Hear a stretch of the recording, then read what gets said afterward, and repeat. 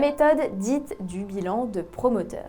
Cette méthode, appelée aussi méthode de récupération foncière ou de compte à rebours opérateur, consiste à partir d'un prix de vente d'une opération projetée sur un terrain à reconstituer les différents coûts grevant l'opération.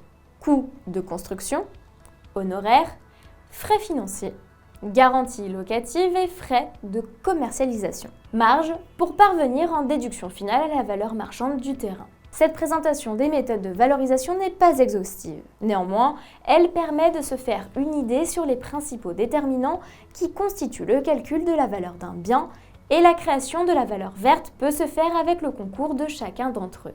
Par conséquent, la valeur vénale est directement liée à la valeur locative et au taux de rendement financier attendu en contrepartie de l'investissement réalisé. Ce facteur taux compense les risques liés à l'investissement, l'obsolescence entre autres. Ainsi, un immeuble avec une meilleure performance environnementale présentera un risque moindre sur ce point.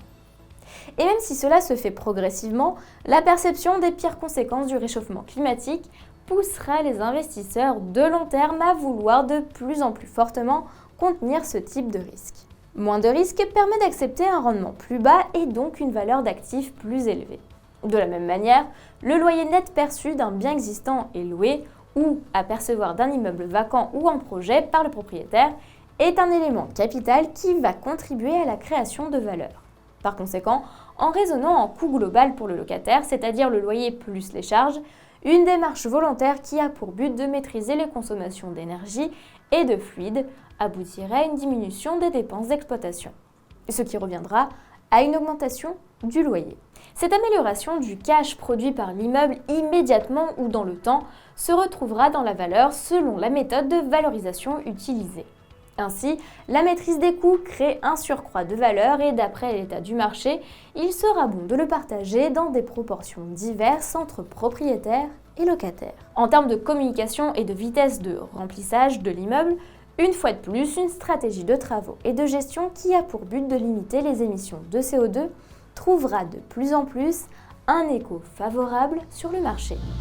N'oublie pas de t'abonner à notre chaîne pour ne manquer aucune de nos prochaines vidéos. Et surtout, pense à liker si le contenu te plaît. Les sociétés cotées ou bien celles qui répondent à des appels d'offres publics doivent, en phase de leur communication verte, mener des actions concrètes. La prise à bail d'un immeuble plus performant en est une. La durée de location plus courte est également un facteur qui concourt à améliorer la performance financière de l'investissement immobilier.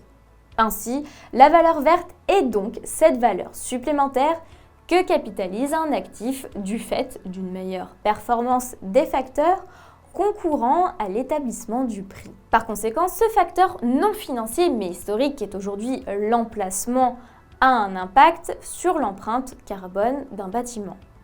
Si la proximité de transports publics non polluants est avérée évidemment.